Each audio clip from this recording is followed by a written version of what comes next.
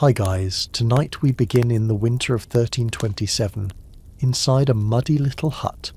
No knights, no kings, just sore backs, cold toes, and a roof that leaks more than your cousin's old Honda. Medieval life wasn't epic, it was exhausting, and honestly, it smelled like wet goat mixed with whatever comes out when you floss after skipping it for a week. So before you get too comfortable, take a moment to like the video and subscribe, but only if you genuinely enjoy boring history for sleep. Let me know in the comments where you're tuning in from and what time it is for you. It's always fascinating to see who's joining us from across the globe. Now dim the lights, maybe turn on your fan for a soft background hum, and let's ease into tonight's journey together. It's the year 1348. You live in the English countryside, though live may be a generous term for what you do. Your village is little more than a cluster of timber-framed homes slouched against the wind, surrounded by fields that never quite yield enough. The church bell tolls the hours, though time doesn't belong to you. It belongs to your lord, your land, and the sky. You are a peasant, and this is your story. The wind howls like it's judging your life choices, though to be fair, you didn't have many. You pull your blanket tighter, scratchy wool doing its best impression of warmth. It's time to remember, you did not choose this life.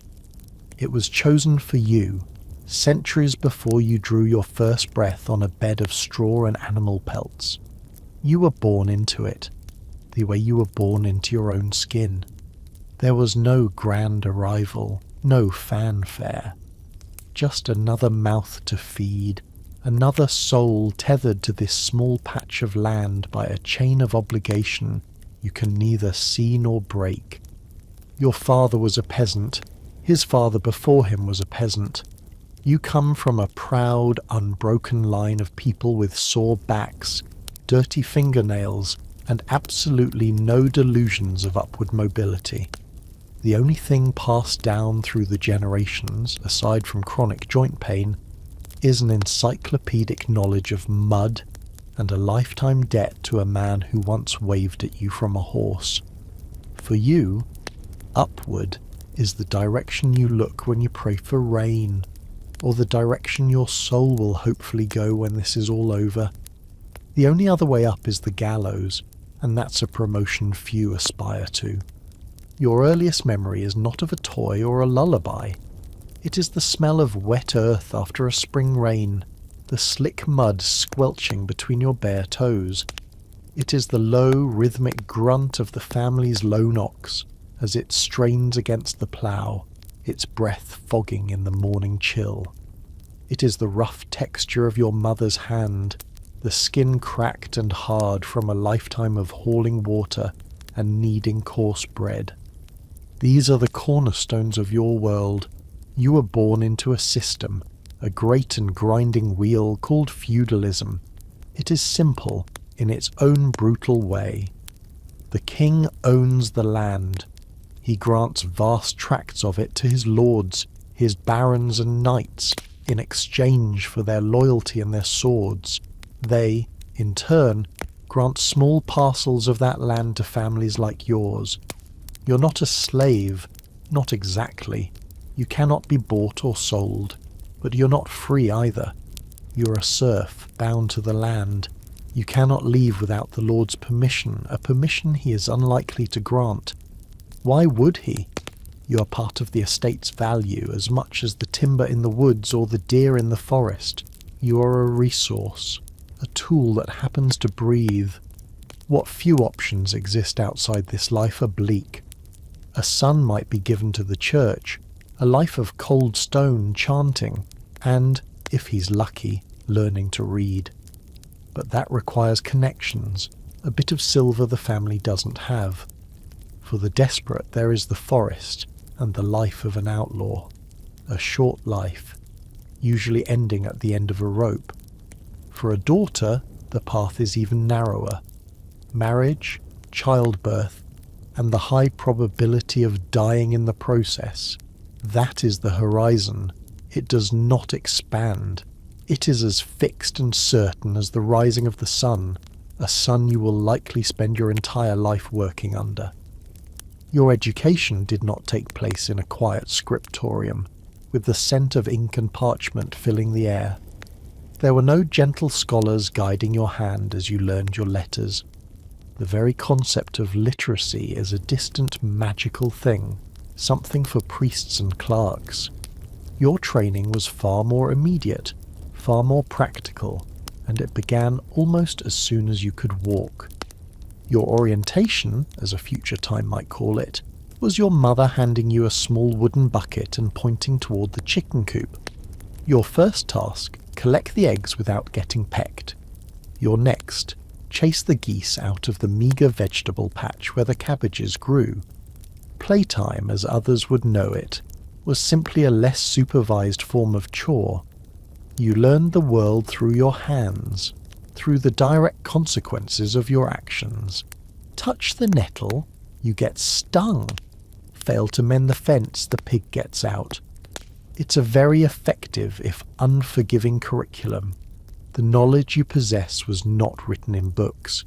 It was passed down in your father's gruff instructions as you followed him into the fields. It was woven into your mother's songs as she spun wool by the fire. You learned how to read the sky for signs of rain, how to tell good soil from bad by its colour and feel. You learned which mushrooms would fill your belly and which would send you into fits of madness or a permanent, silent sleep. You learned how to thatch a roof with reeds from the riverbank, packing them tightly enough to keep out the worst of the winter damp. You learned how to dig a drainage ditch, how to sharpen a scythe with a whetstone, and how to speak to the ox in a low, calming voice that wouldn't spook it.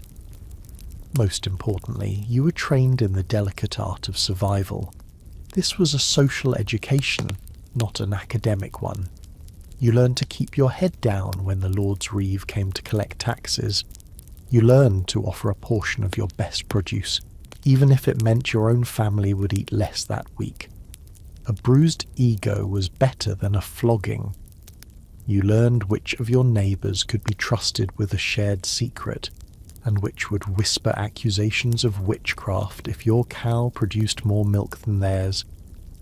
Fear was the great teacher, and its lessons were etched deep. By the age of 5 you were contributing. By 10 you were working alongside the adults, your small hands already beginning to toughen and scar. There was no adolescence, no gentle transition into adulthood. There was only the brief, fleeting window of childhood, and then the long, hard reality of work.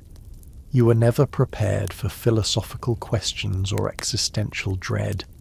You were prepared for a hailstorm in July, for a sick animal, for the long, hungry nights of late winter when the grain stores were nearly empty. Your training wasn't about how to live a good life. It was about how to not die, and on most days that felt like more than enough to worry about. The world outside your door is not one of epic poems and grand gestures. It is a world of mud, monotony, and the quiet, persistent effort of staying alive. Your day does not begin with a gentle awakening. It is shattered by the shrill crowing of the rooster, a sound that signals not a new beginning, but the resumption of an old one. You wake before the sun has even considered gracing the horizon, the air in the hut thick with the smell of sleep, smoke, and unwashed bodies. The floor is cold, packed earth. You swing your legs off your straw-stuffed mattress, a mattress you might share with 2 siblings and a few enterprising mice, and your first thought is not of ambition, but of necessity. First, a prayer, a quick, mumbled appeal to a God who feels both terrifyingly powerful and impossibly distant. You pray the frost didn't settle on the new spinach shoots. You pray the wolf stays in the deep woods. You pray your family is spared from the sweating sickness that took your neighbour last autumn. Breakfast, if you can call it that, is porridge, a thin grey gruel of oats or barley boiled with water. Sometimes, if you're lucky, your mother might stir in a bit of milk. Lunch, eaten in the field, will be a hunk of dark, heavy bread and perhaps a raw onion. Dinner will be more porridge, or maybe a pottage, a watery soup of turnips, leeks, and whatever greens could be foraged. Meat is a memory, a rare treat reserved for a feast day mandated by the church or the Lord. On those days, you might have fancy porridge, which is the same porridge, but eaten with a sense of occasion. It's amazing what you can get used to. Your clothing is simple and functional. A long tunic of coarse, scratchy wool, dyed a muddy brown or grey with pigments from bark and roots. It is rarely washed. Water has to be hauled from the well or stream, and soap is a luxury you've never known. Everyone has lice. They are as constant a companion as your own shadow. Underwear is, for most, not a thing. You wear your tunic and that is all. It is cold in the winter, hot in the summer, and perpetually damp in the spring and fall. Hygiene is a communal affair. A wooden bucket in the corner of the hut serves as the toilet at night. During the day you use a designated ditch or privy pit some distance from the dwellings. The smell on a hot day is something you learn to ignore. A full bath might happen once a year, usually in a cold river. Your world is a symphony of smells, few of them pleasant: manure, wood smoke, sweat, rot, damp wool, and boiling cabbage. It is the scent of life, unfiltered and raw. Your home is a small one-room hut made of wattle and daub, a lattice of woven branches packed with a mixture of wet soil, clay, sand and straw. The roof is thatched. There are no windows, only small openings that can be covered with wooden shutters or cloth to keep out the wind. There is no chimney. The fire you cook over and huddle around for warmth burns in a central hearth, and the smoke simply hangs in the air, finding its own way out through the gaps in the thatch. It coats everything in a fine layer of soot and makes your eyes water constantly. At night, the darkness inside is absolute, broken only by the faint glow of the dying embers in the hearth. It is a small, smoky, crowded world, shared with your family and a host of unseen creatures, spiders in the thatch, mice in the walls, and you suspect a few demons in the shadows, just waiting for you to forget your prayers. The stories that will one day be told about your era are filled with gleaming swords, intricate armour, and noble steeds. Your reality is equipped with far humbler tools. The gear you use is not for glory. It is for survival. It is heavy, clumsy, and often on the verge of breaking. Let's start with your primary piece of agricultural technology, the plow. Forget the streamlined iron-bladed machines of the future. Your plow is a heavy wooden beam, perhaps tipped with a small precious piece of iron if your village is prosperous. It is an awkward, unwieldy thing, designed to be dragged through the heavy, rocky soil by a beast of burden. If you're fortunate, your family or village shares a team of oxen. They are slow, powerful, and stubborn. If you're less fortunate, you might be using a cow, or even teaming up with your neighbour to pull the plough yourselves. The work is back-breaking, a slow, painful crawl across the field, carving one furrow at a time. This is the engine of your world. Your personal loadout is similarly unimpressive. Your shoes, if you have them, are not finely crafted leather boots. They're likely turn shoes, simple leather or hide wrappers stitched together, or perhaps wooden clogs called pattens that you strap to your feet to keep you out of the worst of the mud. More often than not, especially in the summer, you simply go barefoot. Your feet are tough, calloused, and permanently stained with dirt. Every sharp stone and thorny branch is a potential hazard. A deep cut could lead to an infection, and an infection, with no medicine beyond herbal poultices and prayer, could lead to death. The tools you use for the harvest are a scythe or a sickle, long curved blades that require skill and strength to wield effectively.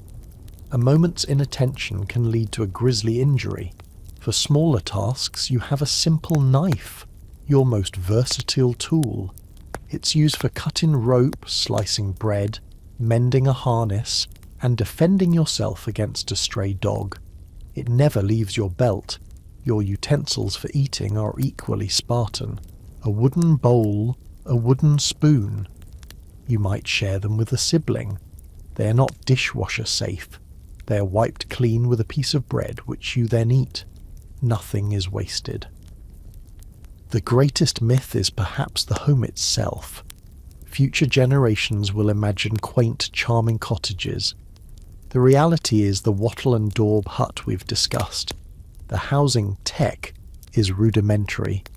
As mentioned, there is no chimney. This isn't just uncomfortable, it's dangerous. The constant smoke leads to chronic respiratory problems.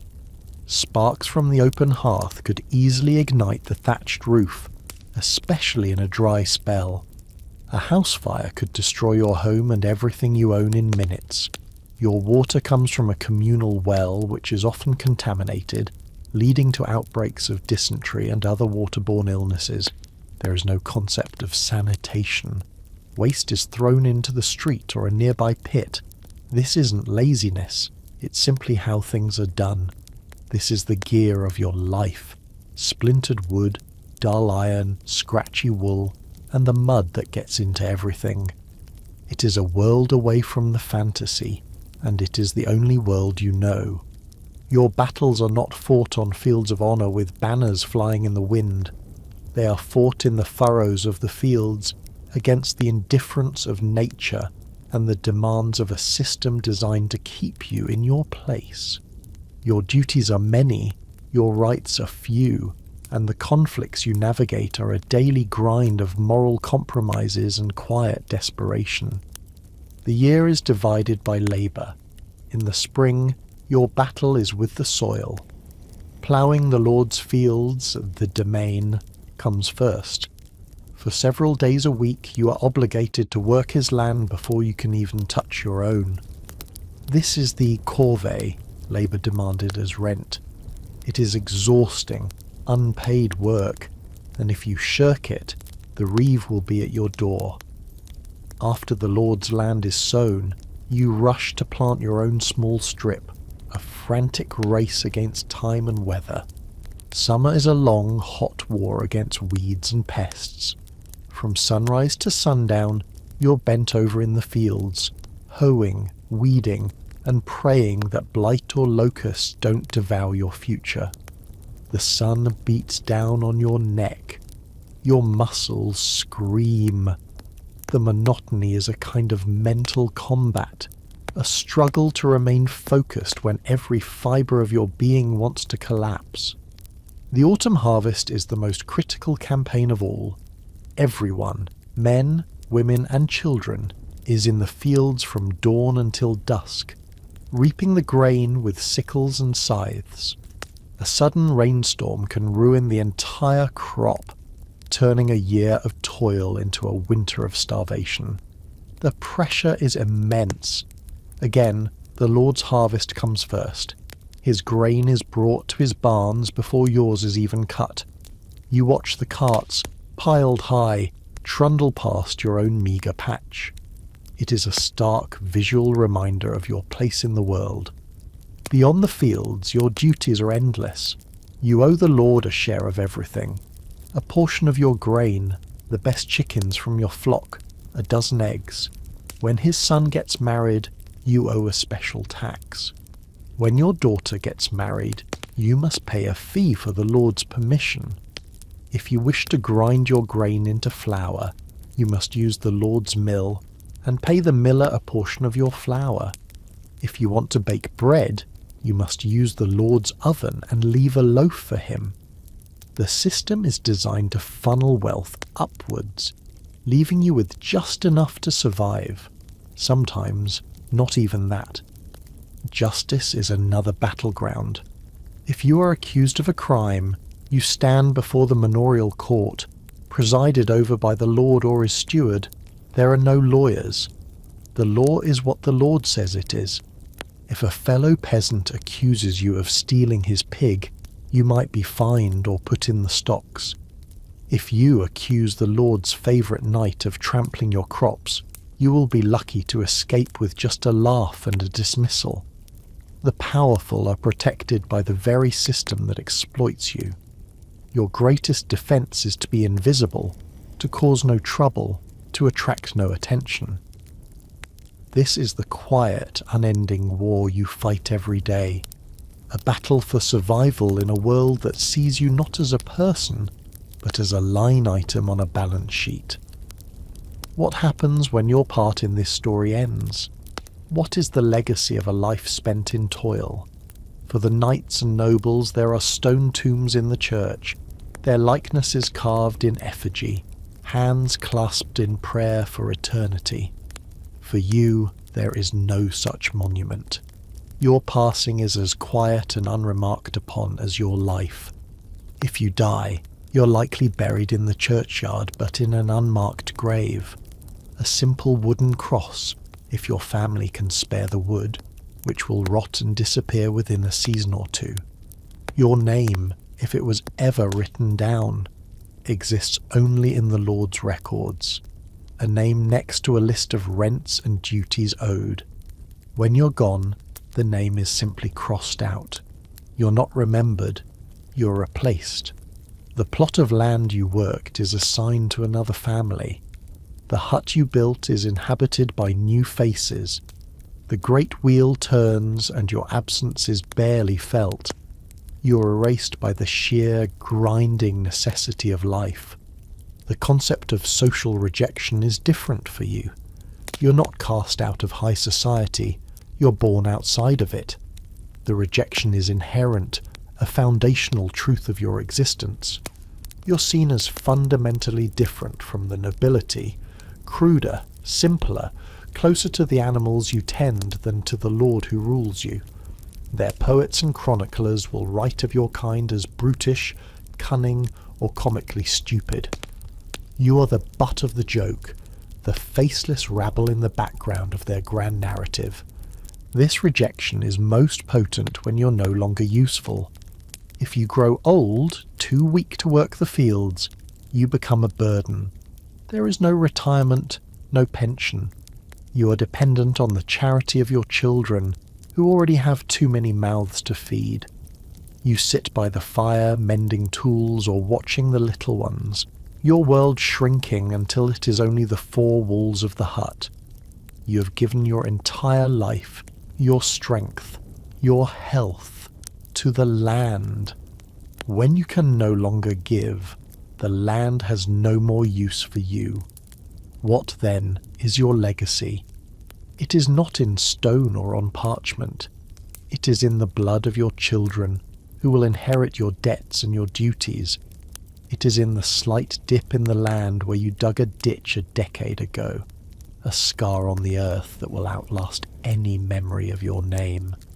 It is in the folk tales and songs passed down orally, stories of cunning peasants outwitting arrogant reeves, small victories that offer a sliver of hope in a world that offers little else. You will not be remembered by history. You are history. You're the silent, anonymous foundation upon which the cathedrals and castles were built. You're the forgotten sweat and blood that nourished the soil of nations. Your aftermath is not a glorious memory, but the quiet, enduring continuation of the struggle itself. The fire has burned down to glowing embers, a small warm heart in the deep silent darkness of the hut. The wind has quieted, its mournful song softening to a gentle whisper through the thatch. The day's aches have settled deep into your bones, a familiar heavy blanket. You lie on your straw mattress, feeling the phantom weight of the hoe in your hands, the phantom heat of the sun on your neck. You can hear the soft, rhythmic breathing of your family around you, a small constellation of souls huddled together against the vast, indifferent night. The smell of smoke and earth is the only perfume you have ever known. Your stomach is half full, your feet are sore, your mind is blessedly empty of anything but the simple, primal need for rest. Tomorrow the cock will crow, and the wheel will turn again, the sun will rise, and you will rise with it. There are turnips to weed and chickens to chase. There is a fence that needs mending and a lord who needs appeasing. It is not a life of glory, or of comfort, or of choice, but it is your life, and somehow, against all odds, you endure. You keep going, not because you dream of a better future, but because survival is its own stubborn, unyielding dream. You exhale slowly. The day slips from your shoulders like a worn wool cloak. You survived, again. But history does not rest. Somewhere far from the fields and the frost, velvet rustles, candles tremble, and a queen adjusts her necklace, carefully. Let's part the curtain. Anne Boleyn is waiting. The air that greets you is not thick with wood smoke, but with the cloying sweetness of beeswax, wilting flowers, and something else. Something sharp and metallic, like the faintest taste of a coin held too long on the tongue. It's the scent of power and of fear. You are standing in a long gallery at Hampton Court Palace. The last rays of a Tuesday afternoon slant through the leaded glass windows, illuminating a billion swirling dust motes, tiny galaxies in the dying light. The portraits on the wall watch you pass. Their painted eyes are flat, but you feel their weight. Everyone is always watching here. This is not a story of how you die. History has told that part, over and over, with a grim and almost gleeful fascination. It has been chiselled into the public memory, a sharp and simple tragedy of a fallen queen, a bloody axe and a final whispered prayer. They have made you a villain, a martyr, a seductress, a victim. They have flattened you into a cautionary tale, easily digestible and easily dismissed. But we are not here for the ending. We are here for the living of it. We are here for the quiet, creeping dread of a Tuesday afternoon in May, when the world has not yet cracked open, but the fissures are beginning to show. We are here for the weight of the pearls around your neck, the whispers of your ladies-in-waiting that stop the moment you enter a room, and the chilling realization that the game you mastered is now playing you. Pop culture loves a simple story, but you were never simple. You were a woman of wit, ambition, and unnerving intelligence, standing on a chessboard where the rules could be rewritten without warning. This is the story of that game, of the silk and the suspicion, the glamour and the ghosts.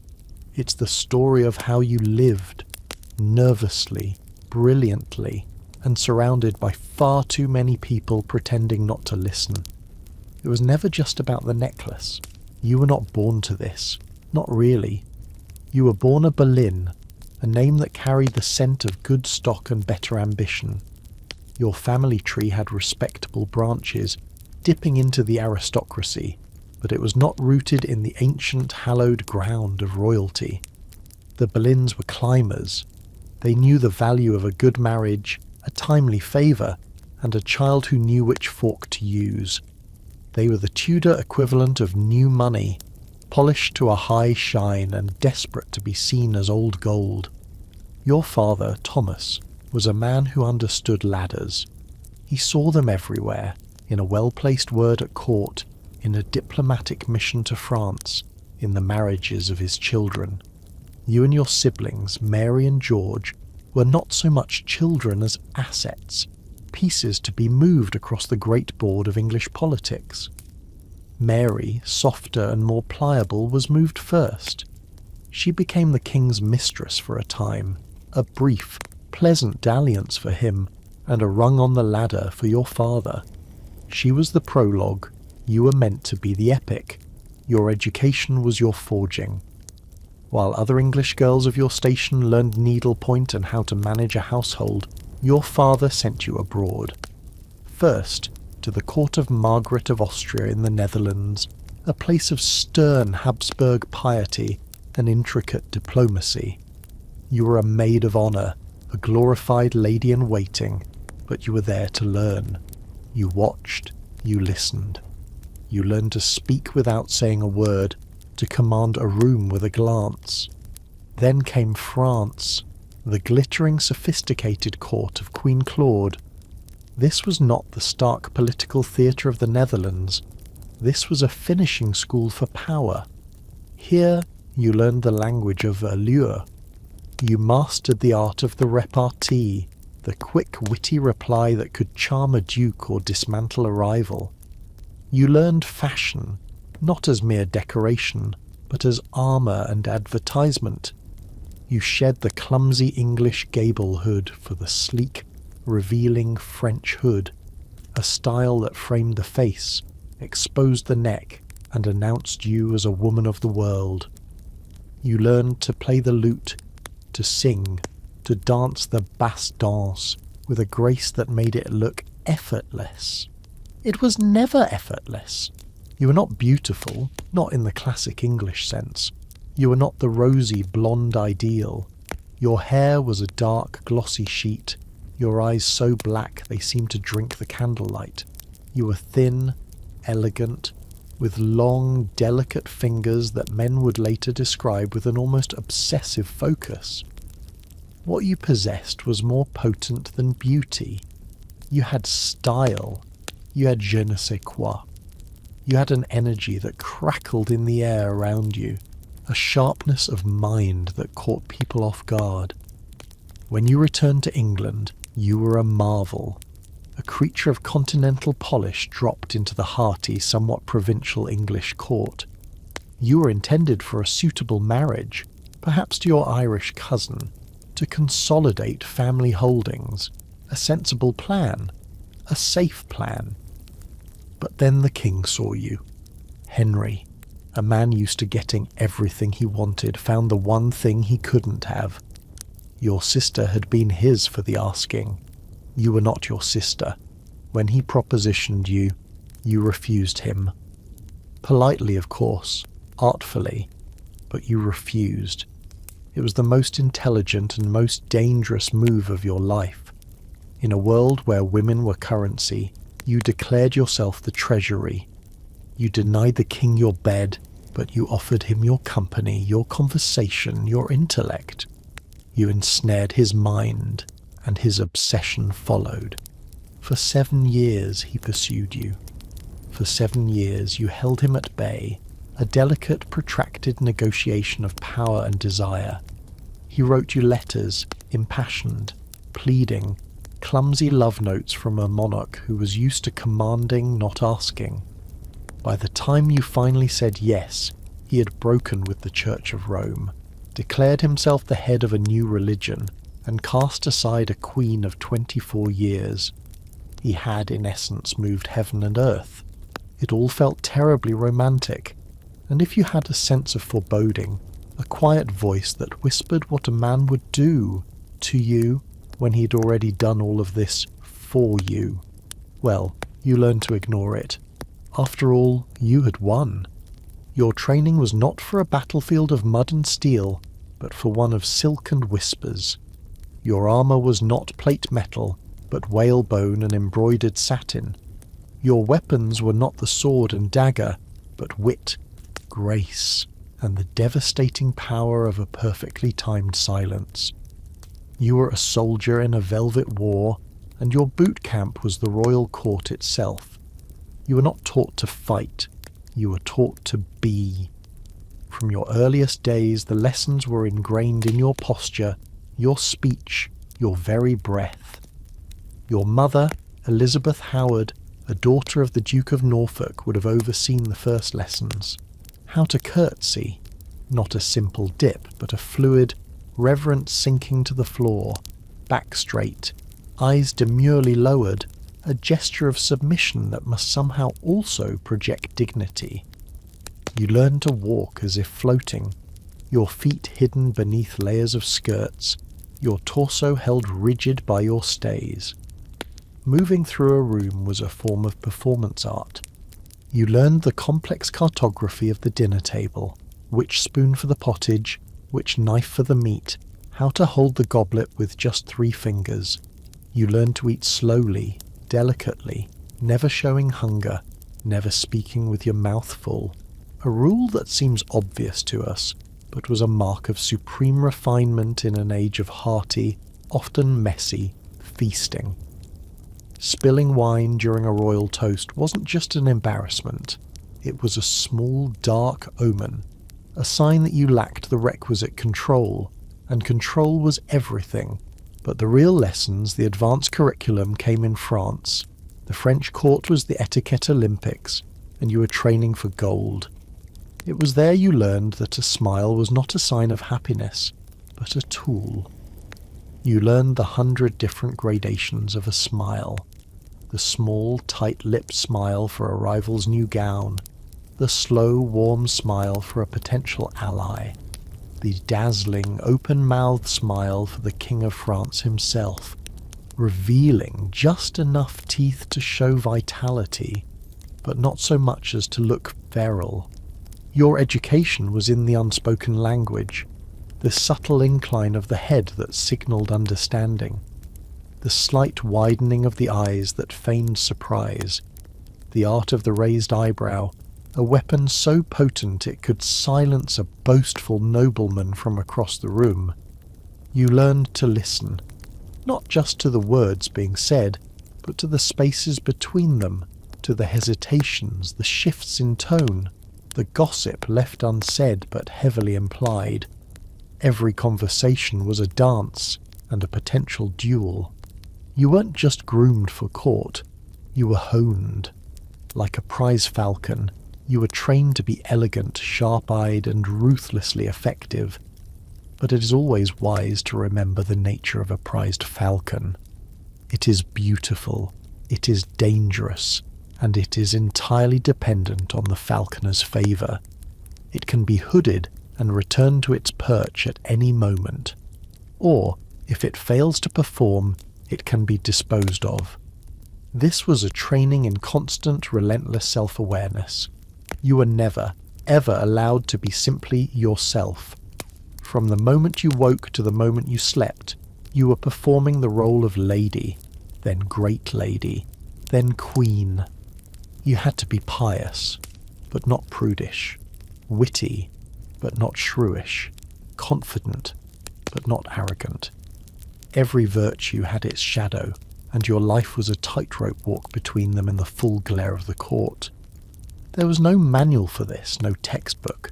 Your training was observation, imitation, and survival. Your final exam was every single day, and the price of failure was unthinkable. The sun rises, but you rarely see it. Your world begins in the heavy draped twilight of a 4-poster bed, encased in thick curtains of velvet or damask. You wake up in a bed fit for a queen, a vast continent of goose down and linen, but you still dream of falling. Your day begins with the arrival of your ladies-in-waiting. They're your attendants, your confidants, your stylists, and your jailers. They move about the chamber in a soft cloud of perfume and rustling skirts, their voices a low conspiratorial murmur. They are a living, breathing gossip column, and you are their front page. You must learn to pass their flattery for sincerity, their small talk for intelligence gathered in the hallways last night. Who is in favour? Who is out? Whose wife wore the same colour as you to chapel? Every scrap is a piece of the map you need to navigate the day. Bathing is a production, not the daily steaming immersion we imagine. Water is hauled in by servants, heated over a fire, and poured into a wooden tub lined with linen to protect you from splinters. Rose water and herbs are added to scent the water, a necessary luxury in a world where sanitation is aspirational. You bathe, but not too often. To be overly concerned with cleanliness could be seen as vanity, or worse, a French affectation. Then comes the real labour of the morning, getting dressed. It is a ritual of construction, a slow and deliberate layering of identity. First, the linen smock, clean and white against your skin. Then the corset or stays, stiffened with whalebone or wood, which is laced tightly by two of your ladies, one on each side, pulling until your posture is rigidly perfect. It is not designed for comfort, it is designed for silhouette. Over this goes the kirtle, a fitted gown that forms the base layer. Then the overdress, made of crushingly expensive fabric, velvet, brocade, silk woven with gold thread. The sleeves alone can be a work of art, separate pieces tied on with ribbons, slashed and puffed to reveal the costly fabric of the kirtle beneath. The whole ensemble can weigh as much as a small child, a constant physical reminder of your status. And finally, the jewels, the rings, the brooches, and the necklace, the gold bee, studded with pearls, that hangs in the hollow of your throat. It feels heavier some days than others. You do not eat alone. Breakfast is a public affair, served in your privy chamber but attended by your ladies and high-ranking servants. You eat off silver plate, a small piece of bread perhaps, and a sip of ale. To eat with gusto would be unqueenly. To have no appetite would start rumours. You must project an air of serene, delicate satisfaction. The rest of your day is a procession. You move from your chambers to the chapel for Mass. You walk the long galleries to the throne room or the council chambers. Everywhere you go, you are a spectacle. Courtiers stop and bow. Servants flatten themselves against the walls. Their eyes follow you, filled with a mixture of awe, envy, and resentment. The stone floors seem to amplify the sound of your own footsteps, a steady rhythmic beat counting out the hours of your reign. The air is always cold, a deep, penetrating chill that even the roaring fireplaces cannot entirely banish. You spend hours sitting for portraits, sitting beside Henry at lavish, multi-course dinners where the food is more for display than consumption, sitting in the audience chamber, listening to petitions. Through it all you must maintain your perfect posture, your calm expression, a mask of regal composure. Even when your heart is hammering against your ribs, even when the whispers from the corner of the room seem to be speaking your name. This is your daily reality. A gilded cage where the bars are made of silk and the locks are made of suspicion. Your life is defined by its objects, the tools of your trade, but these are not the cold, practical implements of a craftsman or a soldier. Your gear is a curated collection of symbols, each one laden with meaning, broadcasting a message of power, piety, and fashion. And each one comes with its own particular set of absurdities. Let's start with the most famous piece of equipment, the bee necklace. It is your signature, the Tudor equivalent of a personal logo. In portraits and in public memory, it is an initial for Boleyn, a proud declaration of your name, your lineage. But the reality is, as always, more complex. Some historians now whisper that it might not have been a bee at all, but a stylized A for Anne. A subtle but crucial difference. Was it for your family or for yourself? Was it a branding exercise for the Boleyn dynasty, or a quiet assertion of your own identity in a world that sought to define you purely by your marriage? Either way, it hung there, a constant weight of pearls and gold. Iconic, yes, but also, you imagine, a little tight, a beautiful glittering yoke. Then, your headdress. You are credited with popularising the French hood in England, and it was a masterful piece of public relations. The traditional English gable-hood was a formidable piece of architecture, a pointed house-like structure that completely encased the hair and framed the face in a severe, almost pious rectangle. It made women look like walking reliquaries. The French hood was different. It was smaller, softer, a dark velvet arch that sat further back on the head, revealing your dark hair parted in the centre. It was elegant, sophisticated, and just a little more worldly. It was your way of saying, I am not the old queen. The myth is that it was a symbol of effortless chic. The reality, it was a nightmare to put on, a complex system of pinning and tying to a coif cap underneath. One strong gust of wind in the palace courtyard and your carefully constructed continental glamour could end up in a puddle.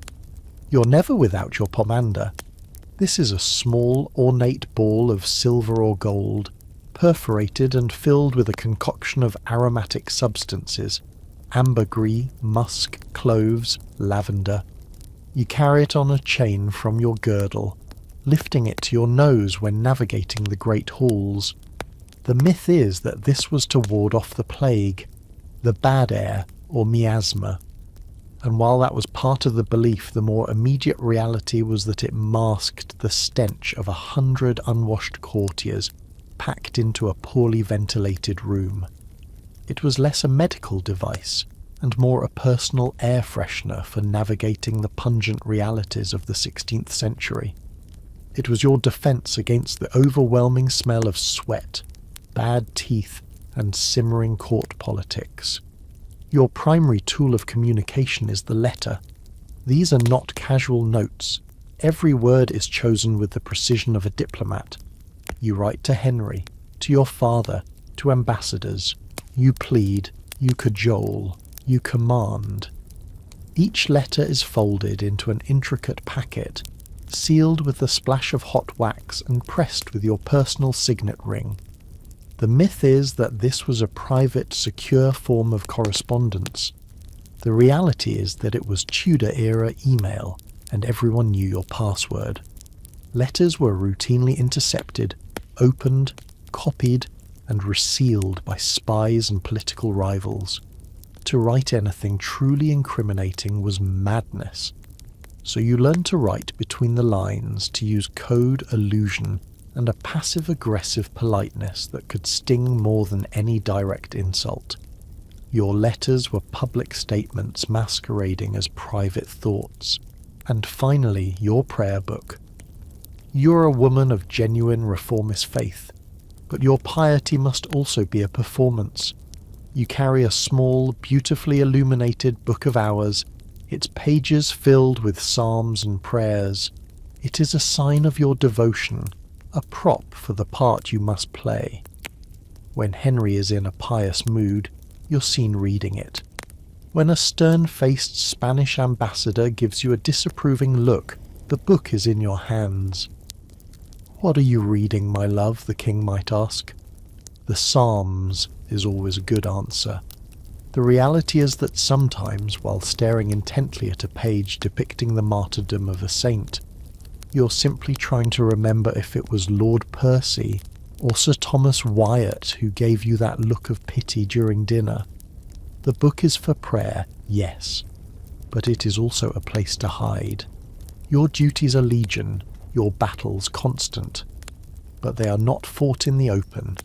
They are waged in the subtle shifts of atmosphere in a crowded room, in the tilt of a head, in the choice of a dinner partner.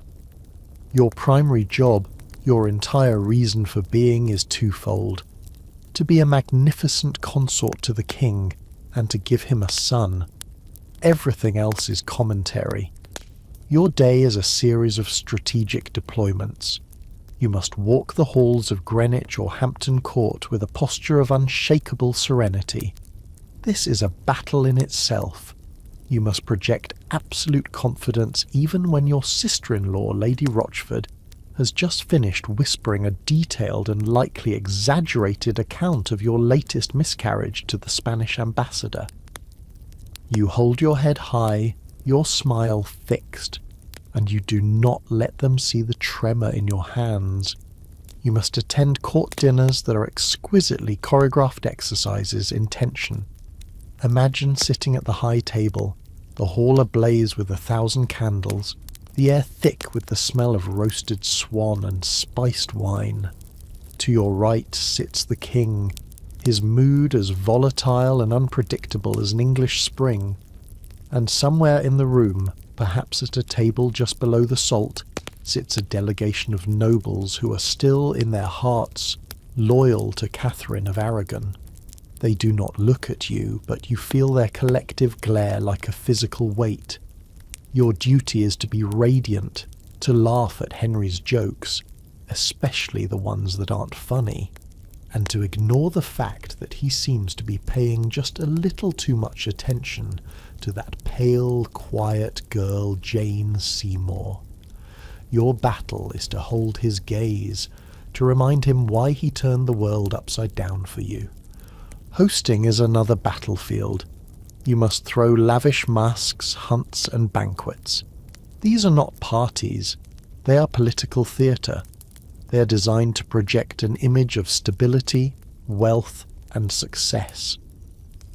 They are a declaration that the Boleyn sun is still high in the sky.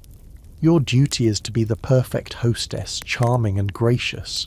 Your secret task is to be a spy master, subtly taking attendance. Which noblemen accepted your invitation? Who sent their regrets? Who came but left early? Every empty seat is a potential defection. Then there is the battle for the heir. This is the war you cannot afford to lose. Each month that passes without a pregnancy is another victory for your enemies. A daughter, Elizabeth, is a blessing, a beautiful, intelligent child. But she is not the prince that was promised. She is not the key to securing the new Tudor dynasty.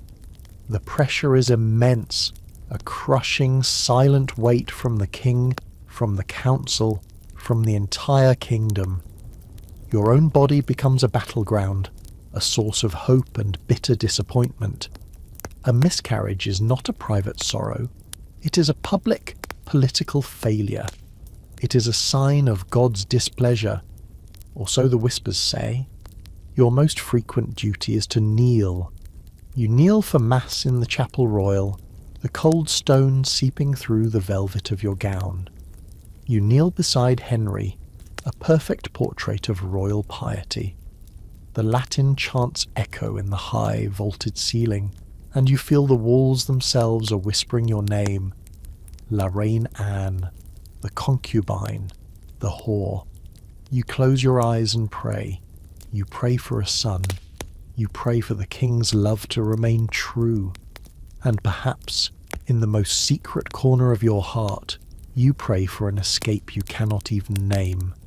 Survival, in this glittering, dangerous world, is not about victory. It is about endurance. It is about waking up each morning, lacing yourself into your armour of silk, and preparing to fight the same quiet, vicious battles all over again. There is a moment when the temperature of a room changes. It is not a sudden frost, but a slow, creeping chill that begins in the corners and works its way toward the centre. For you, the chill begins not with a shout, but with a whisper. It's the way the king's laughter doesn't quite reach his eyes anymore when he looks at you. It's the way his conversations with Jane Seymour last a little longer, their heads bent a little closer together. It is the slow, dawning horror that the currency of his affection, the very foundation of your world, is in a state of catastrophic devaluation. The social rejection begins long before the iron doors of the tower swing shut. It's 1,000 tiny cuts. A courtier who once bowed to the floor now gives only a cursory nod.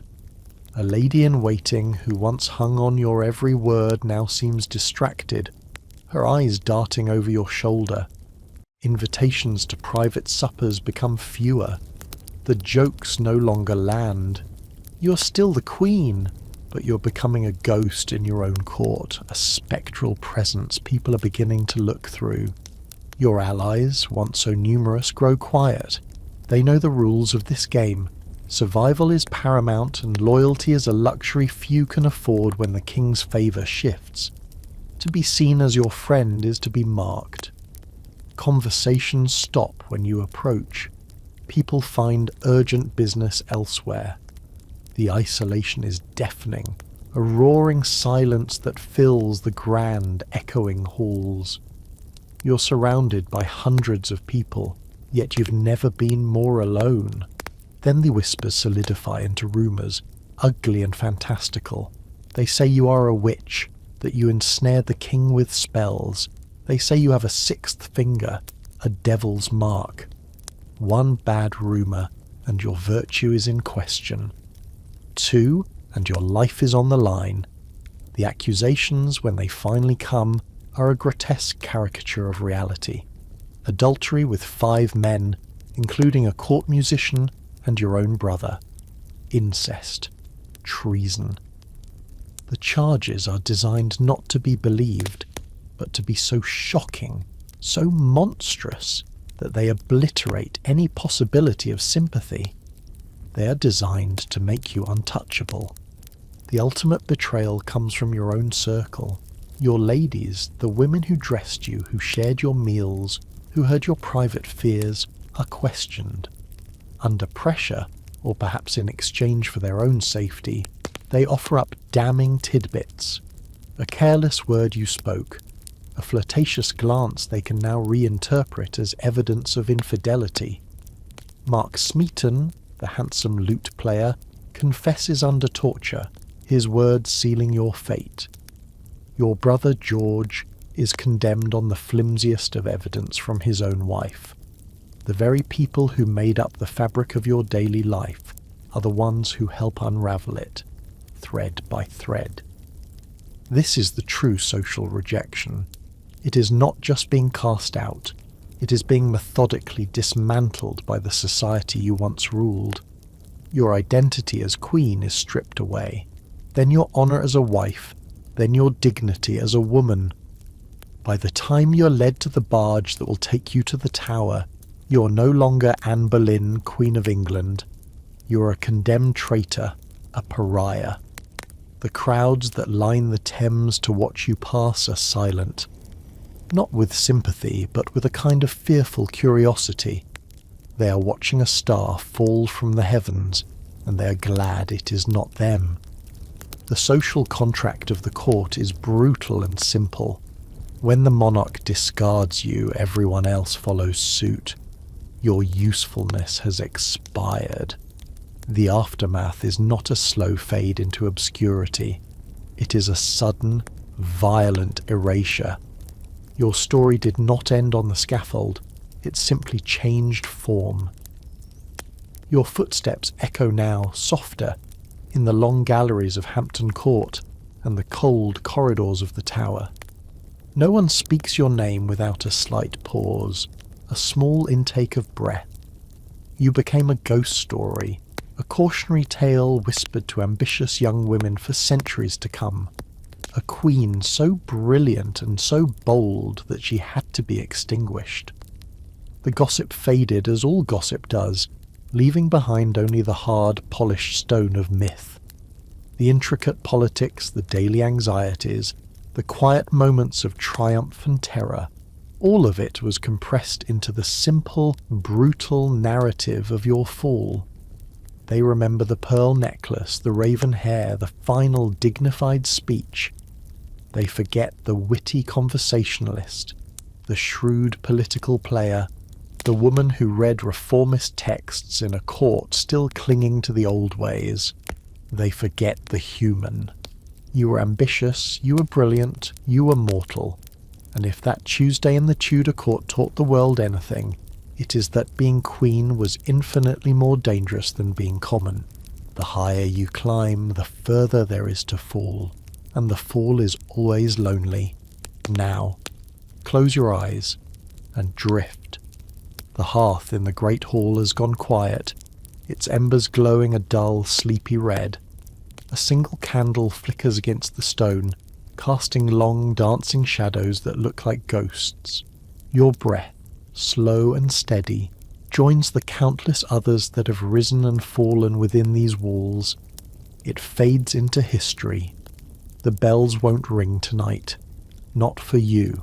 Tonight.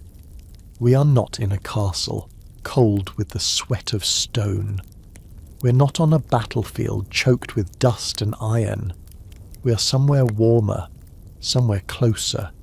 Step with me into the light of the Theban sun, a light so white and so absolute it bleaches the colour from the sky. The air is thick here. It smells of lotus blossoms, of river mud, of hot sand, and something else. Something sharp and sweet, like honey and cedar. It is the scent of reverence. You're standing in the shadow of a limestone doorway, your linen tunic sticking to your back.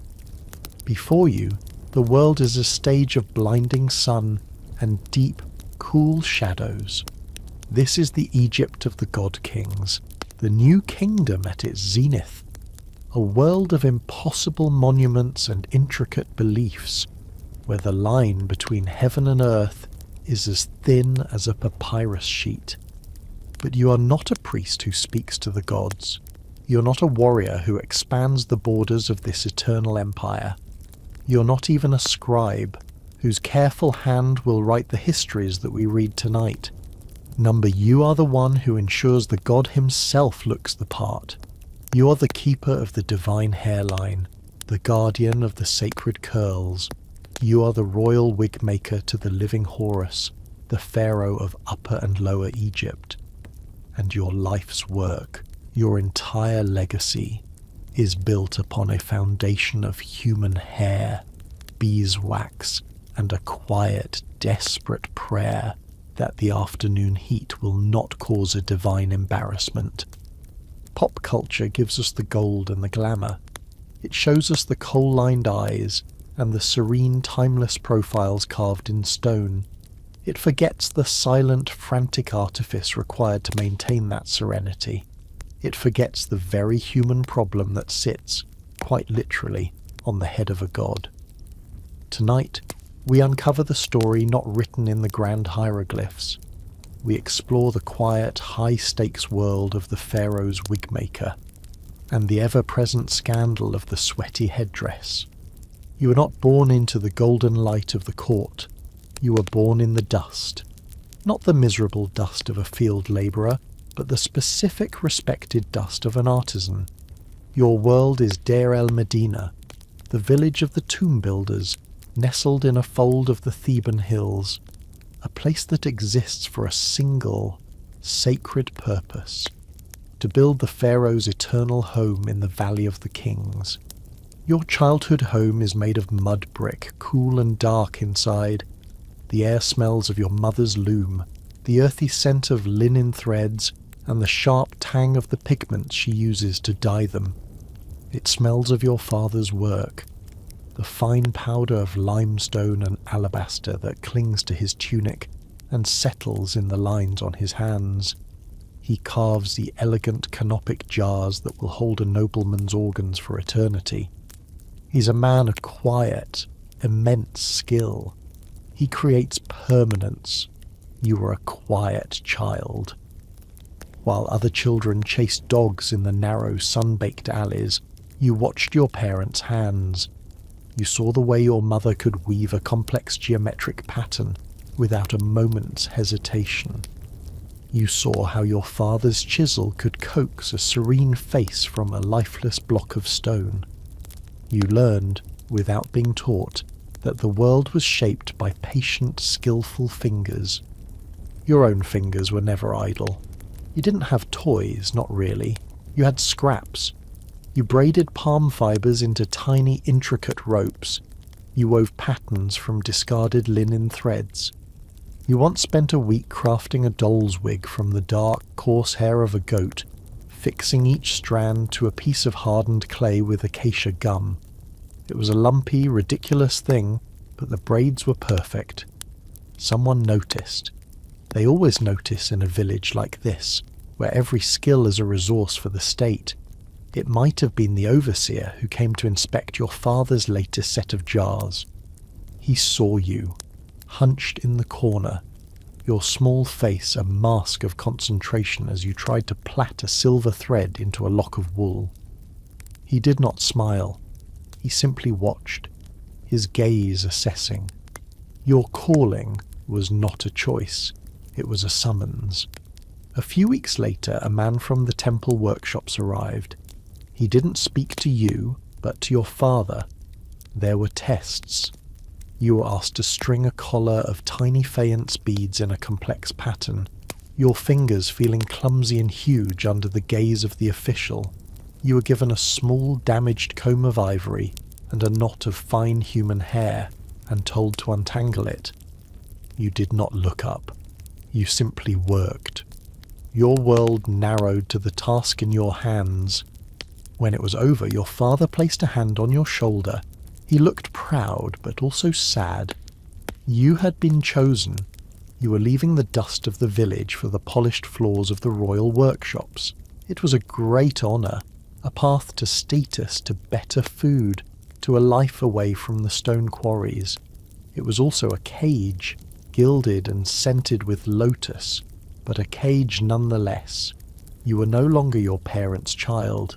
You belonged to the living God now, and honestly it was probably better than a lifetime sentence of chipping granite in the Aswan heat.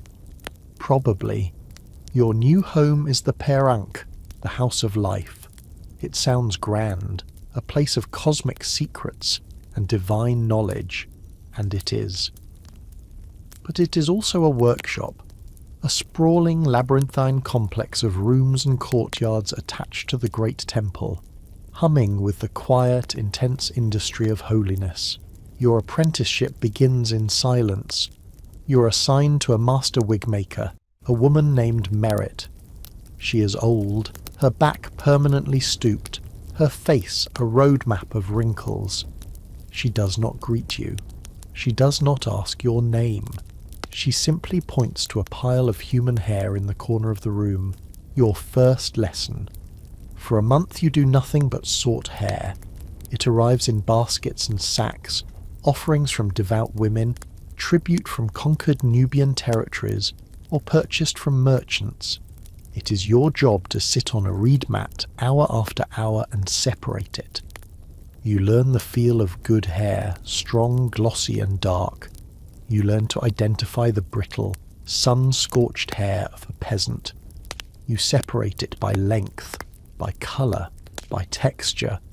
You wash it all in basins of water mixed with natron, the same salt used to preserve the dead, to cleanse it of its impurities, its history, its former life. The water runs cloudy with the dust and sweat of 1,000 unknown heads. Only when you can identify the origin of a single strand by its feel alone does merit allow you to touch a tool. Your first task is to weave a base, a simple skull cap of fine linen thread, woven in a precise mesh. Your first attempt is loose and uneven. Merit picks it up, looks at it with disdain, and pulls a single thread. The entire thing unravels in your lap. She says nothing. She simply points to the basket of thread. You begin again. You learn the alchemy of your craft. The real secrets are not in the hair, but in what holds it together. You learn to render animal fat until it is pure and white. You learn to scrape resin from the bark of conifers, melting it down with beeswax until it forms a sticky, fragrant paste. This is the lifeblood of your art. It is the adhesive that will fix the wig to the pharaonic scalp, the pomade that will give the curls their divine sheen. One day, you burn a batch. The smell of scorched honey and failure fills the workshop. The punishment is not a beating, but something worse. You are sent to clean the resin pots for a week, your hands raw and sticky, while the other apprentices move on to learning the art of the curl. The spiritual training is as rigorous as the practical. Before you enter the workshop each morning, you must purify yourself. washing your hands and feet in sacred water. Merit teaches you the quiet chants to be whispered when you are knotting hair, incantations to imbue the wig with protective power. You're not making a hat, you're fashioning a piece of divine anatomy. A mistake is not just an error in craftsmanship, it is a spiritual flaw. An imperfection in the Pharaoh's wig could be interpreted as an imperfection in the cosmic order, in Ma'at. Your final test as an apprentice is to restore a minor noble's old wig. It is a simple tripartite style, with 2 lappets falling forward over the shoulders and a larger section down the back. It is dusty, the scent has faded, and a few of the beaded tassels are loose. You spend days cleaning it with a soft brush, carefully retwisting each lock, reapplying a thin layer of scented beeswax, and retying the beads with a fine bronze needle. You present it to Merit. She holds it up to the light, turning it over and over. She tugs at a braid. She smells it. After a long, terrifying silence, she gives a single, sharp nod. She says, "It will do." From Merit, this is the highest possible praise. You have graduated. Now, the real fear begins. The sun is not yet visible, but a pale, luminous grey washes over the eastern cliffs. This is the hour you wake. You rise from your reed mat on the floor of the small shared room you call home. You wash your face and hands with water from a clay jar, the coolness a brief shock against your skin. You chew on a piece of dried natron to clean your mouth, then eat your breakfast. A flat loaf of barley bread, hard and dense, and a handful of dates. If it's a good day, there might be a sip of beer, thin and sour. The walk to the temple workshop is a journey through a world coming to life. The air is cool, carrying the scent of damp earth from the banks of the Nile, and the smoke from 1,000 breakfast fires. Donkeys, laden with produce, bray impatiently in the narrow streets. You keep your head down, your footsteps silent on the dusty ground. You are an anonymous figure in a simple linen kilt, one of many moving towards the great temple complex that is the heart of Thebes. Your workshop is a long rectangular room with high, slit windows that let in slivers of light, but keep out the worst of the sun. The air inside is already warm and thick with a complex perfume of industry. In one corner, a perfumer grinds myrrh and frankincense into a fine powder. The scraping of his pestle in a stone mortar, a constant rhythm. Near him, a jeweller is meticulously hammering a sheet of gold into a foil so thin it trembles with every breath. There are cosmeticians grinding malachite for eyeshadow, others mixing henna for staining nails and palms. And there is your section, the domain of the wigmakers. You share your space with 3 others. There is Epi, old and cynical, who specialises in the short, practical wigs worn by officials. There is a nervous young apprentice who still spends most of his time sorting hair. And there is Kenna, another full artisan, a woman whose skill with intricate Nubian-style braids is both a source of inspiration and intense jealousy. The gossip here is a currency as valuable as silver. It flows in whispers behind cupped hands. Who has been commissioned for the great festival of Opet? Whose wig for the vizier's wife was deemed too stiff? Did you hear that the wax from the northern delta is of poor quality this season? Your client today is a wooden head, carved from sycamore, polished smooth, and made to the exact dimensions of Pharaoh's skull. It is your silent, unforgiving master. Your task is to craft a new ceremonial wig, a massive, heavy creation with hundreds of tiny, tightly wound braids, each tipped with a small gold tube. You will spend the next 10 days on this. You sit on a low stool, the wooden head held firmly between your knees. You take a hank of prepared hair, the finest, blackest, human hair from Syria, and a tiny bronze hook, and you begin, one lock at a time. Loop, pull, tighten. Loop, pull, tighten. For hours. Your back begins to ache. Your eyes burn from the strain. The low murmur of the workshop fades into a drone. Your world shrinks to the point where your hook meets the linen mesh. Lunch is a brief respite. You sit outside in the shade of a wall, eating lentils and bread brought from the temple kitchens. You try to avoid Ipe, who is complaining about the quality of the goat hair he's been given. The flies are a constant buzzing torment, drawn to the sweat on your skin and the sweetness of the dates you saved from breakfast. You wonder briefly what Pharaoh is doing right now, probably reviewing troop reports in a cool, fan-blown chamber. Definitely not swatting flies off his lentils. The afternoon is a long, slow descent into weariness. The heat builds. The light coming through the high windows is now a brilliant, dusty gold. Your fingers are slick with sweat, making the fine work more difficult. By the time the overseer calls the end of the day, your shoulders are knotted with tension. You carefully cover your work with a clean linen cloth and store your tools in a wooden box. You walk home as the sun sets, casting long, violet shadows from the pylons of the temple. You eat another simple meal and fall onto your mat, your dreams filled with the phantom motion of loop, pull, tighten. In the carvings, on the tomb walls, the wig is a symbol of absolute power and divine grace. It is perfect, immutable, a solid mass of glorious hair that frames the face of a god. It speaks of eternity. This is the myth. The reality rests on your workbench. It is an object of profound fragility, a conspiracy of organic materials fighting a constant battle against time, humidity, and gravity. The myth is that Pharaoh awakens with this glorious crown of hair. The reality is that Pharaoh awakens with a shaved head, as bald as a river stone.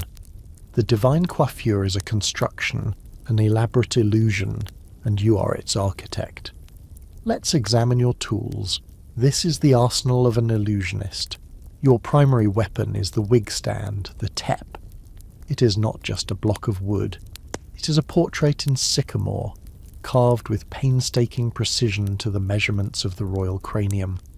It has a serene, painted face, and it stares at you all day, judging your work with blank, eternal eyes. You have 3 of them, one for everyday wigs, one for the tripartite style, and one for the massive ceremonial pieces. They are your most important tools. Next, the combs. For rough work and detangling, you use a simple wooden comb, but for the fine finishing work on Pharaoh's wigs, you use one made of polished ivory, its teeth thin and perfectly spaced. It feels cool and heavy in your hand, a small piece of luxury in a world of repetitive labour. Your cutting tools are bronze, a small sharp razor for trimming and shaping, and a delicate pair of shears that look more like tweezers for snipping stray hairs. They must be sharpened constantly on a whetstone, a task you perform at the end of each day, a meditative ritual to close your work. But the real magic and the real trouble lies in the adhesives. The popular imagination pictures golden flowing locks. You know the truth is much stickier. Your primary mixture is a carefully guarded recipe of beeswax and pine resin, heated together over a small charcoal brazier. The smell is pleasant, like a forest on a hot day. It gives the hair its hold and its shape. For extra pliability and shine, you might work in a small amount of purified animal fat. This concoction is your greatest ally and your most treacherous enemy. It holds the divine image together, but under the Egyptian sun, it wants to do one thing: melt. And then there is the smell. The myth is one of divine fragrance. The reality is that a large wig made of human hair, held together with fat and wax worn on a sweating scalp in 100-degree heat, does not naturally smell like a lotus blossom. This is why the perfumers are your closest colleagues. Before a wig is delivered, it is heavily scented. You work myrrh pellets into the braids, douse it in fragrant oils of lily, cypress, and spikenard. The goal is to create a cloud of divine scent that precedes Pharaoh, masking the mundane, slightly rancid reality of the materials. Finally, there are the wigs themselves, the simple, cropped wig for daily private life. The more formal tripartite with its heavy shoulder-length lappets, often decorated with beads or gold rings. And then there is the ceremonial wig, a monstrously heavy, complex structure, sometimes woven with silver thread, adorned with faience beads, and so intricately braided it can take a team of artisans weeks to complete. It is less a hairstyle and more a piece of architecture. It can weigh as much as a small child. The myth is divinity. The reality is a hot, heavy, fragrant, slightly sticky, and precariously balanced helmet of hair. You look at the glorious portraits of the ancestors, and you don't see gods. You see a series of brilliant solutions to the problem of sweat control. Your battles are not fought with bronze swords, but with ivory combs. Your field of honour is not a dusty plain, but a quiet, incense-filled chamber, and your enemy is not an army, but a single errant drop of sweat. Today is the festival of the beautiful Feast of the Valley. The entire city of Thebes is alive with celebration. But for you, it is a day of profound, focused terror. Pharaoh will lead a procession from the Temple of Karnak to the necropolis on the west bank, a journey he will make on foot in the full glare of the midday sun.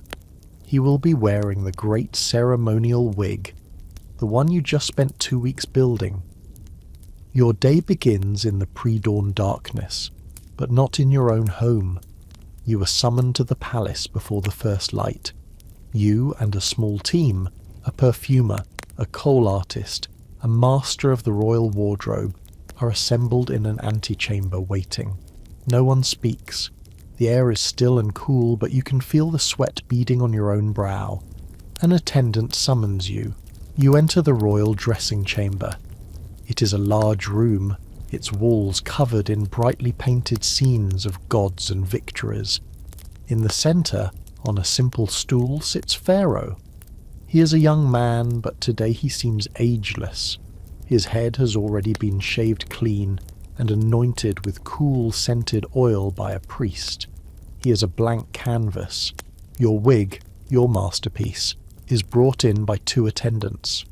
It rests on a carved wooden tray, carried with the reverence usually reserved for a sacred text. It is unveiled. For a moment, even you are impressed.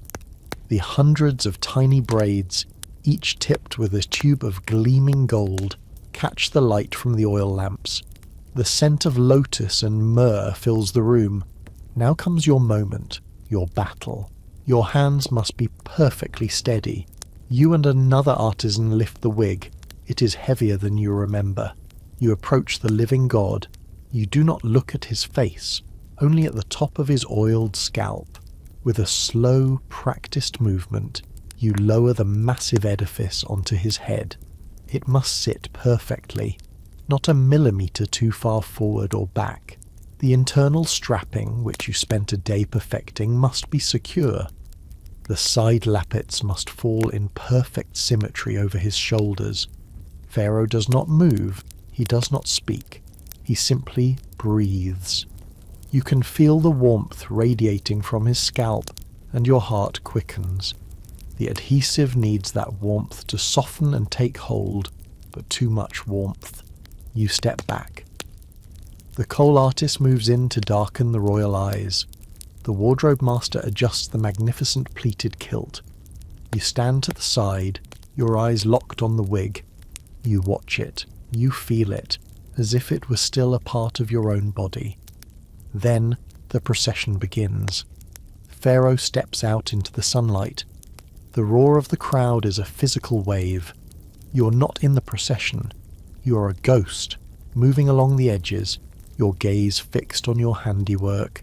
The sun is relentless. A white-hot hammer. The gold tubes on the braids throw back blinding sparks of light. You watch Pharaoh's measured divine steps, and you see it. A tiny, almost imperceptible shift. The left lappet, heavy with its golden ornament, seems to have drooped by the width of a barley grain. Panic, cold and sharp, cuts through the heat. Did you miscalculate the weight? Is the linen base stretching, or is it the wax? Is it beginning to soften, to yield to the brutal sun? You imagine the scandal, the wig slowly, horrifically beginning to slide, a divine malfunction, an omen of chaos. You see yourself not just demoted, but disgraced, a walking cautionary tale for every artisan in Thebes. You catch the eye of a fan-bearer, one of the palace attendants you know.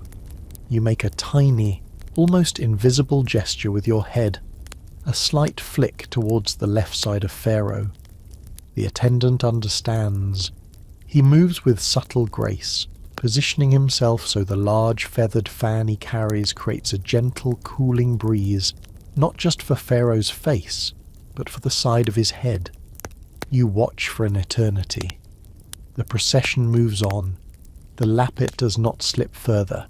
The crisis, invisible to all but you, has passed. The god remains perfect. When Pharaoh finally returns to the cool shadows of the temple, and the great wig is lifted from his head, you see a dark line of melted resin-fused sweat on his brow. The priest will cleanse it away. But you will remember that dark line for the rest of your life. It is the line between order and chaos, between reverence and ridicule, and your job is to walk it, every single day. The festival is over. The gods have been honoured. The people have been awed. And the wig held. There is no ceremony for you, no parade. Your reward is silence. As the heavy wig is carefully placed back into its cedar-lined box, the high priest might give you a brief, indifferent glance, a curt nod. That is your victory parade. It means you survived.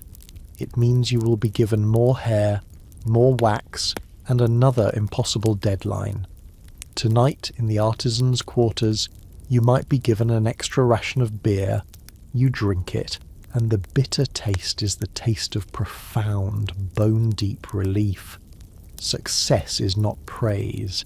It is the absence of failure. It is the permission to continue to live in fear. But failure is a public spectacle. It is rarely dramatic. It is not an execution in the palace courtyard. The powers that be are more subtle than that. Let us imagine that the lappet had slipped. Imagine it sagged noticeably, spoiling the perfect symmetry of the divine silhouette during the procession. The next day, you would arrive at the workshop to a new kind of silence. The other artisans, Ipi, Kenna, the young apprentices, would not meet your eye. Your master, Merit, would be waiting for you, her face like carved stone. She would not speak a word. She would simply point to a different workbench, one in a dark corner, far from the good light of the high windows. On the bench would be a pile of the worst materials, not the fine, glossy hair from Syria, but a tangled mat of coarse goat hair. Not the pure beeswax and fragrant resin, but a block of cheap, gritty wax that smells faintly of rancid fat. Your new assignment: crafting crude, simple wigs for the lowest level of temple functionaries, the kind of wig no one will ever look at closely. This is the beginning of your social death. You're no longer the Pharaoh's Wigmaker. You're a pariah. Your name, which was once whispered with a mix of awe and jealousy, is now whispered as a warning. He was good, they will say, but he got complacent. He forgot the sun is always watching. Your fall from grace affect your entire family. The extra rations stop. Your father might find that his commissions for fine alabaster work are suddenly fewer, his contracts given to another carver. Your name is a stain that spreads. The psychological toll is the heaviest burden. Every time you see a finely braided wig on a passing noble, it is a reminder of what you have lost. You become invisible in a new way. Not the respected invisibility of a master craftsman behind the scenes, but the shamed invisibility of a failure. Some say that a disgraced wigmaker from a past generation was punished by having his own head shaved in the public market, his own imperfection laid bare for all to see. You don't know if it's true, but you believe it. You're still an artisan, you still have your skill, but you have lost your purpose. You're no longer helping to maintain Ma'at. You're just a man sticking goat hair to a linen cap in a dark corner of the world. You are a living ghost in the house of life, a constant, quiet reminder that the line between crafting the sacred and being cast into the profane is as thin as a single misplaced braid. Your usefulness has expired, and in this world, usefulness is everything. The moon is a silver sliver over the Theban necropolis tonight. The heat of the day has finally bled out of the earth, leaving behind a cool, silent dark. You lie on your reed mat, the rough fibres cool against your back. The day is done. The festival wig, your triumph and your terror, now rests in its cedar box, locked away in the temple treasury, perfect, polished, praised in its silence. You lift your hands to your face in the darkness. You can't see them, but you can smell them. The scent of lotus oil and beeswax, of myrrh and human hair, is worked deep into your skin. You can never wash it completely away. It is the scent of your life, the perfume of your constant gnawing anxiety, and the incense of your secret, meticulous art. Outside, somewhere in the vast temple complex, a lone priest chants a late-night litany to the stars. A dog barks in the village. Far away, you can just hear the soft, eternal whisper of the Nile, flowing north as it always has, as it always will. You did your job. No beads slipped, no wax melted, no gods frowned. You created a perfect illusion of permanence for a man who is a god, using materials that are destined, like you, to decay. There is a strange, quiet dignity in that, a silent victory in holding back chaos for one more day. Now, close your eyes and drift. The workshop has gone quiet. A single oil lamp flickers against the clay wall, casting long shadows that dance like ancient spirits. Your breath, slow and steady, joins the silent, sleeping rhythm of the valley and fades into the long, deep history of the Nile. Tonight, we're not on the battlefield. There are no cannons, no muskets cracking in the biting air, no flags raised in defiance. There is no powdered-wigged statesman dipping a quill into ink to draft a declaration that will sever an empire. History remembers the grand gestures, the speeches, the wars. It carves them into stone and prints them in books bound with leather. But history so often forgets the quiet, simmering conflicts that bubble beneath the surface of daily life. The feuds waged not with gunpowder, but with sugar. The revolutions fought not over representation, but over recipes.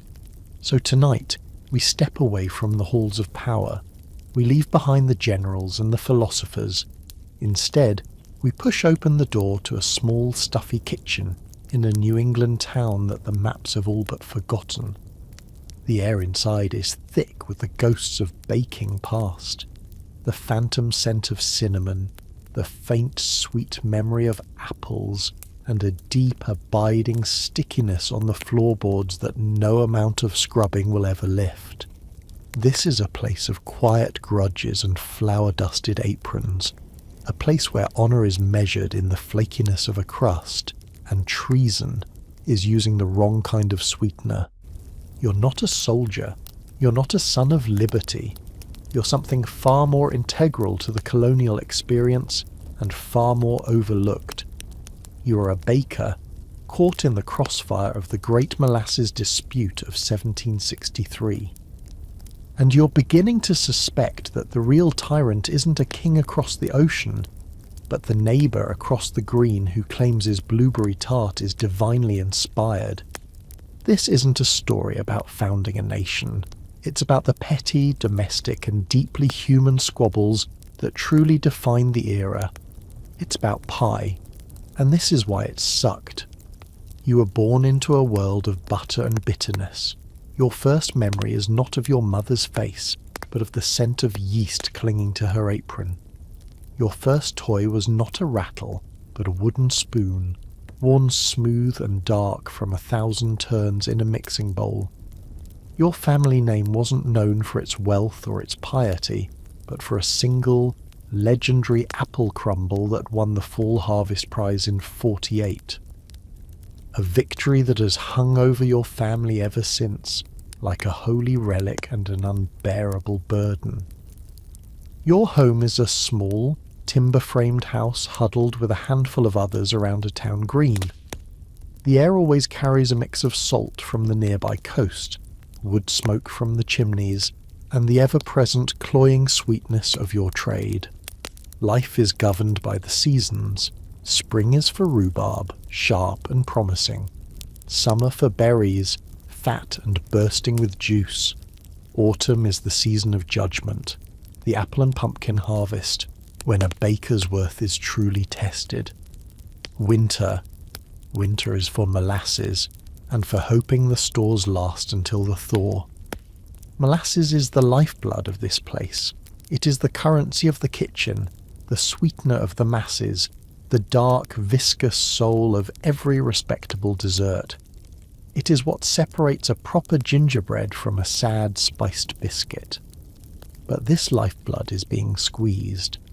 The Crown, in its infinite wisdom, has decided that molasses from the French West Indies, the cheap, plentiful, good stuff, is to be taxed into oblivion. They want you to buy the pricier, inferior molasses from the British colonies, an act of parliament that feels less like statecraft and more like a personal attack on your pantry. You didn't understand the politics of it as a child. You only understood the arguments, whispers between your father and mother late at night when they thought you were asleep. Your father, his hands perpetually dusted with flour, insisting they abide by the law. Your mother, her jaw set, pointing to the dwindling barrels and muttering about smugglers and patriots. The Molasses Act of 1733 wasn't a headline from London. It was the knot of worry in your mother's brow, the reason she started hiding the good cinnamon in a hollowed-out book. You inherited that energy, that quiet, simmering resentment. You learned that the world was divided into two kinds of people: those who had access to good, cheap molasses and those who did not. It was a division more profound than class or creed. And then there was the rivalry. Every hero needs a villain, and yours lived just across the green, the Hemlock family. They ran a competing kitchen, one that had the audacity to call itself an artisan bakehouse. Their patriarch, Silas Hemlock, was a man who smiled too much and whose crusts were, you had to admit, suspiciously consistent. He claimed it was skill. Your family whispered it was rum-soaked raisins and a deal with a port official. This rivalry was your inheritance, passed down like the family's slightly cracked ceramic pie dish. It was a cold war fought in oven temperatures and whispered gossip, a stolen recipe for mincemeat in '55, an accusation of a watery custard in '61. Each event was a skirmish in a larger unspoken war. You didn't choose this life of perpetual low-grade culinary conflict. It chose you, the day you were born smelling cinnamon and strife. Your destiny wasn't written in the stars. It was scrawled in a butter-stained recipe book, right next to a note that just said, "Never trust a hemlock." Your education did not take place in a schoolhouse. There were no primers, no slates, no stern schoolmaster rapping your knuckles with a ruler for a poorly formed letter. Your training was in the kitchen, and the ruler was a wooden spoon, wielded by your grandmother to rap your knuckles for a poorly formed crust. It was, in every sense, a more practical education. Your foundational text was the family recipe book. It wasn't a book so much as a collection of loose pages, scraps of parchment and stained napkins, all bound together with a fraying ribbon. It was kept in the family Bible, tucked between Lamentations and Ezekiel, which seemed appropriate. The ink was faded, the instructions cryptic. A knob of butter the size of a walnut. Enough flour to feel right. Bake until it is done. These were not recipes.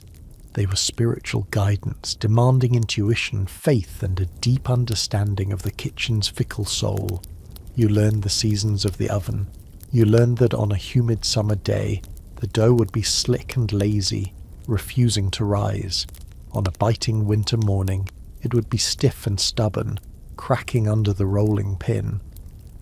You learned to read the fire, to know by the colour of the embers and the whisper of the flames whether it was hot enough for bread or gentle enough for a slow-baked custard. This was not science. It was a conversation with heat and humidity, a dialogue of trial and error, mostly error in the beginning.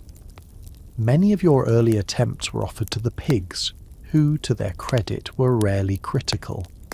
Your training was also steeped in superstition, a folklore of flour and sugar. You were taught to never stir a batter clockwise after the sun had set, for it would invite bitterness. An apple from a south-facing bough was said to hold more sun, and therefore more sweetness. A pie baked with anger would curdle, a cake baked with sorrow would refuse to rise. And the most sacred rule of all, if you were to crack the heirloom pie dish, the one with the chip from the 48 victory, it would bring a season of culinary misfortune upon the entire household. It was a porcelain oracle of doom. The lessons were physical.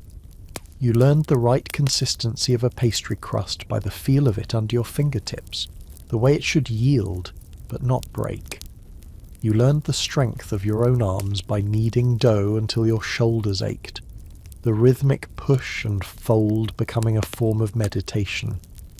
You learned the art of crimping a pie crust, a delicate dance of thumb and forefinger that was your family's signature, its coat of arms. There was no formal master, only a lineage of slightly exasperated teachers.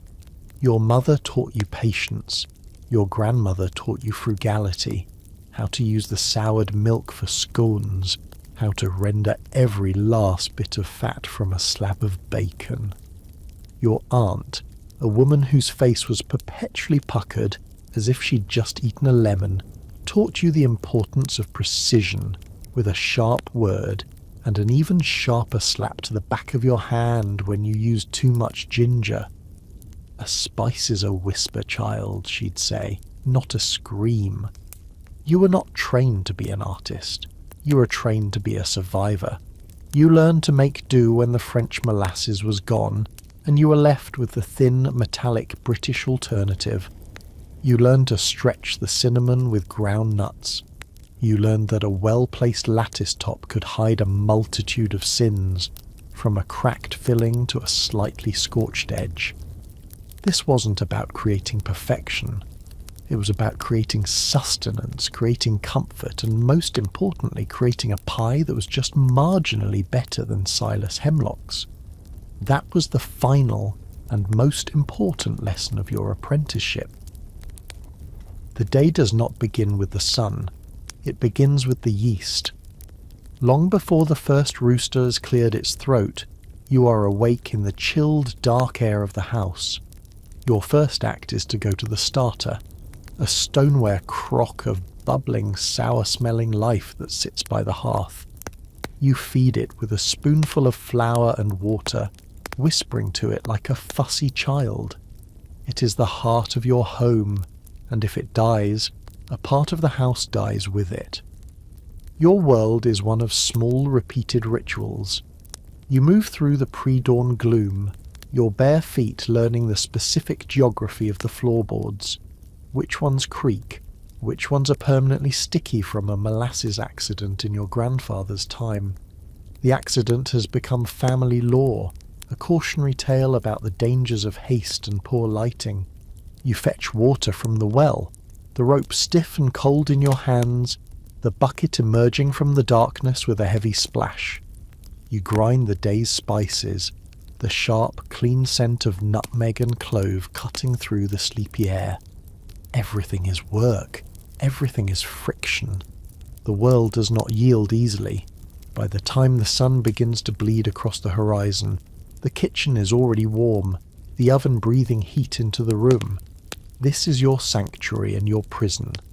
Its sounds are the soundtrack of your life. The scrape of a wooden spoon against a ceramic bowl, the soft thump of a flour-dusted sack on counter, the gentle hiss of apple slices drying on a rack above the hearth. Hygiene is a relative concept.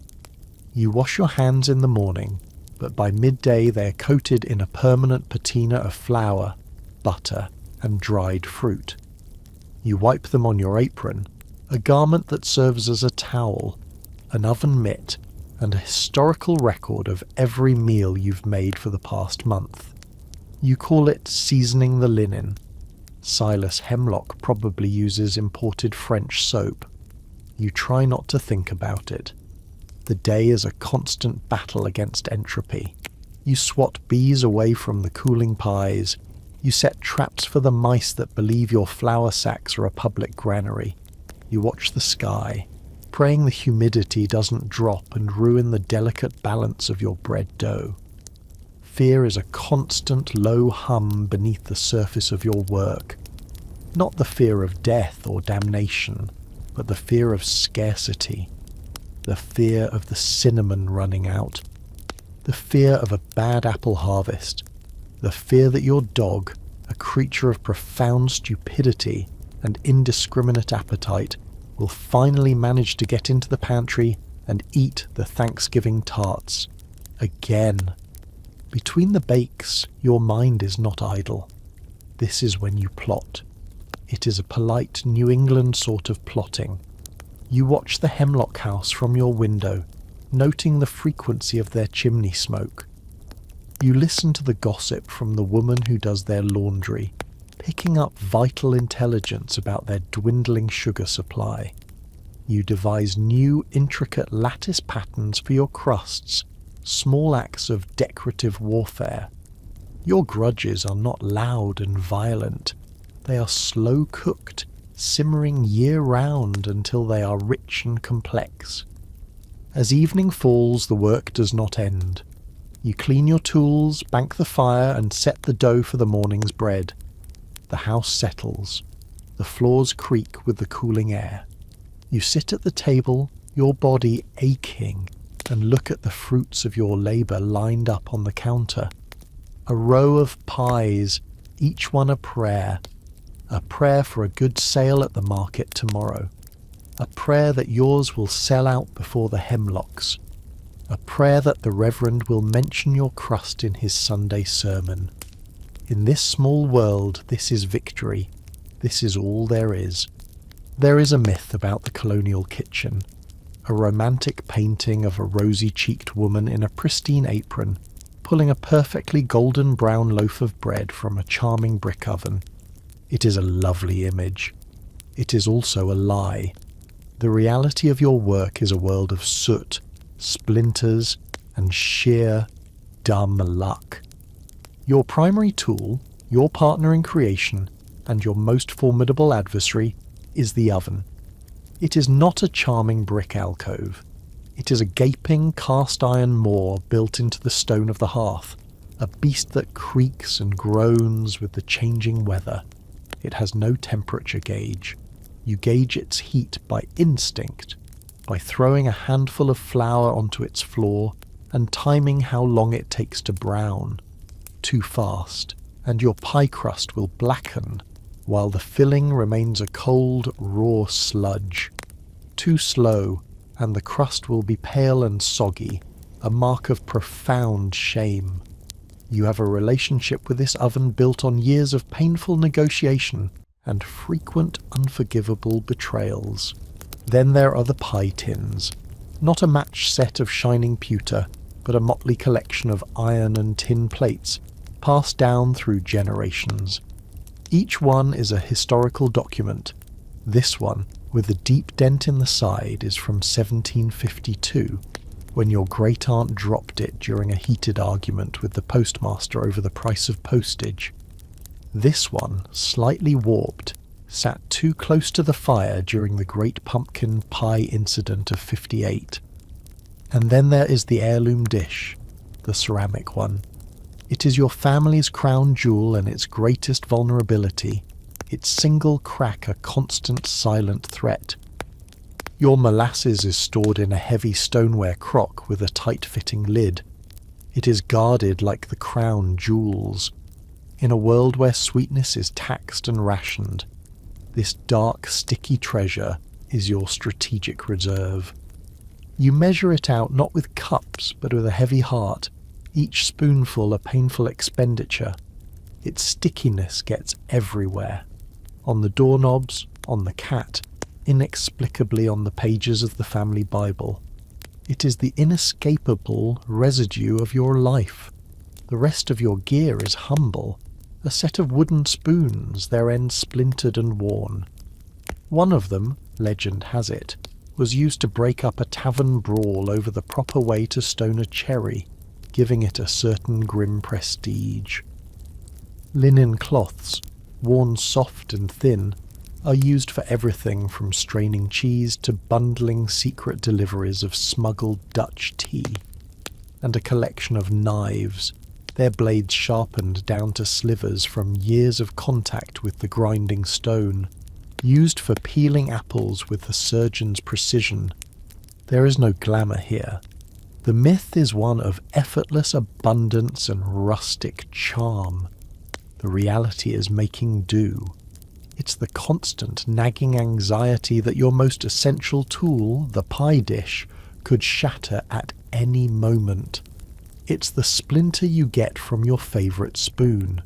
It's the smoke that stings your eyes and blackens the kitchen walls. And of course you have a cat. It is not, strictly speaking, a tool of the trade, though it does offer a perfunctory service in discouraging mice. Mostly it sleeps in sunbeams, judges your every culinary decision with silent yellow-eyed contempt, and occasionally tries to lick the butter. It is not particularly helpful, but its presence is a small, warm anchor in the daily chaos. It does not care about the Molasses Act. It does not care about the hemlocks. It only cares about the stray drops of cream. In a way, it is the sanest member of the household. Your life is not measured in years, but in market days. Every Saturday, the church green transforms from a sleepy pasture into a battlefield of commerce and social standing. This is your duty. This is your arena. The week's baking, the sleepless nights, the anxious prayers whispered to the yeast starter. It all leads to this. The preparation is a military campaign in miniature. On Friday you conduct the final critical bakes. The pies must be fresh enough to taste vibrant, but cool enough to transport without their fillings sloshing into a tragic syrupy mess. You measure the spices with your soul, adding an extra, defiant shake of cinnamon. Let the hemlocks be bland. Let them be cautious. You will be bold. The smuggling network, a cornerstone of any self-respecting colonial enterprise, is essential. It is quiet, discreet, and conducted entirely by the women of the town. A nod from the candlemaker's wife means a ship's captain she knows has brought in a barrel of French molasses, available for a fair price behind the smokehouse after Vespers. A basket of eggs left on your doorstep by the blacksmith's daughter is a thank you for the contraband nutmeg you slipped her last month. It is a silent, apron-clad resistance against the tyranny of expensive sugar. On market day, you rise in the deepest dark, loading your wares into linen-lined baskets. The walk to the green is a march filled with quiet dread. You keep one eye on your pies and the other on the lookout for recipe thieves. Widow Mabel, a woman with the eyes of a hawk and no moral compass, has been known to feign a dizzy spell near a rival's table, using the distraction to get a closer look at their glazing technique. You trust no one. The climax of your year, and of this particular bitter dispute, arrives on a crisp autumn afternoon. The church is hosting a joint bake sale to fund a new steeple bell, a gesture of community unity. It is, of course, destined for disaster.